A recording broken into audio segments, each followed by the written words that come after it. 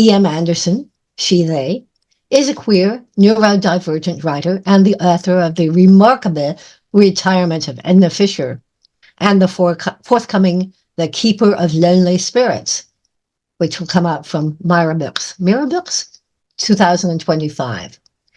Their short stories have appeared in Awakenings, a Cute Mutants anthology, and From the Depths, a fantasy anthology. E, take it away. Hi there.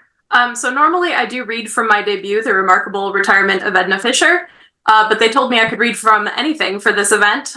So I'm excited to share the first 1,000 words of Something Witchy This Way Comes with you.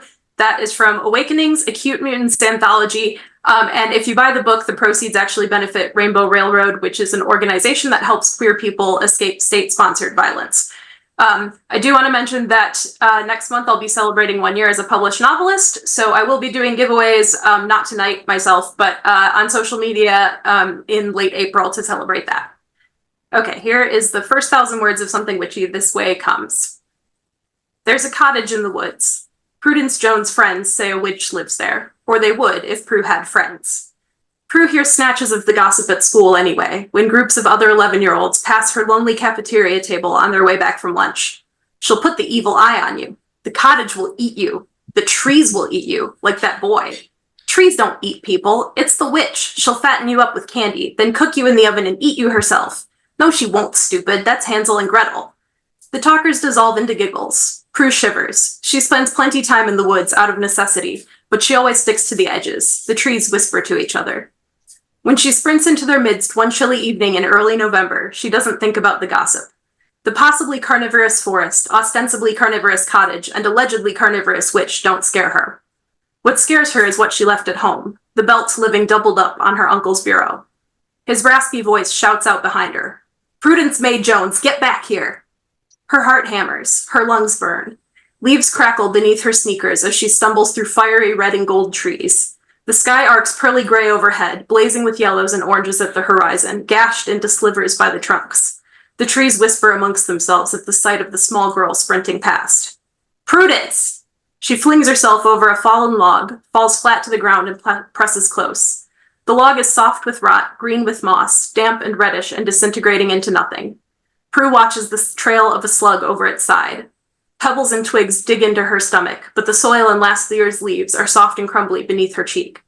She flinches as a twig snaps beneath her uncle's boots. Her heartbeat pulses in her ears, so loud he'll surely hear it.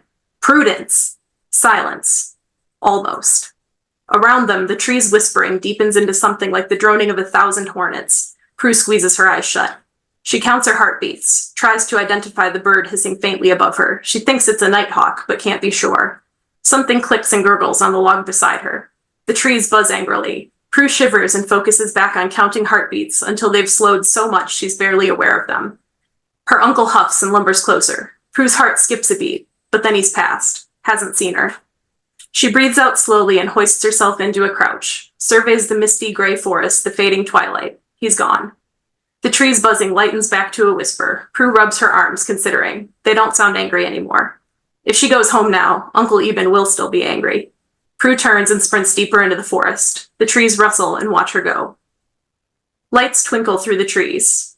Prue bites her lip. Night has fallen. The temperature is dropping fast. The trees are silent.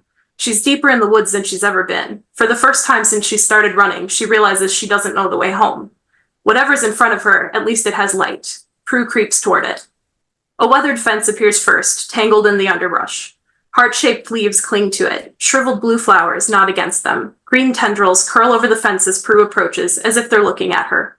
She pulls her hands into the sleeves of her hoodie, her mother's old college sweatshirt, and slinks through the half-rotted garden gate. Plants grow on and around and through it, pulling at it until it slumps over. Prue stumbles as she picks her way down the front path, which is overgrown with moss and lichen and littered with last year's leaves. Autumn flowers tower around her, goldenrod, aster, lobelia, ironweed, the tired heads of various coneflowers. They bend toward her. She pulls deeper into her hoodie and hurries on. There it is, a cottage. The cottage. It's small and stone with a roughly shingled roof. Reddish autumn vines cling to the rusting drainpipe. Windows, roof, the whole cottage, in fact, are all the same funny fairy tale shape, tall and narrow, pointy at the top, drawn in at the sides. A wreath of autumn flowers, real ones, blooming yellow and orange and purple like they don't realize they've been plucked and braided together, hangs on the door.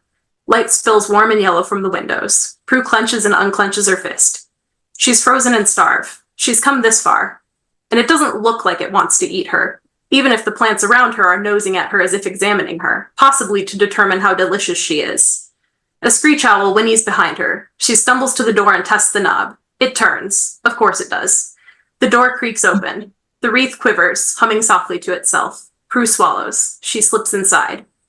Her first feeling, relief. It's warm inside, smells like bread and soil. Her face stings as she adjusts to the change in temperature. She creeps toward the kitchen, mouth watering at the smell of the bread on the counter and the pot bubbling sluggishly away at the wood stove. Beef stew. Prue slurps a ladleful of stew straight from the pot. It scalds her tongue in the roof of her mouth, but she's so hungry she doesn't care.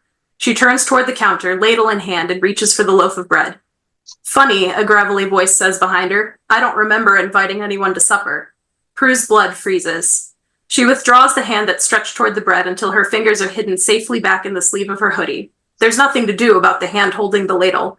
She probably looks extra delicious standing here with stew in her hand. The bread is probably good for sopping up all the squishy human juices. She squeezes her eyes shut.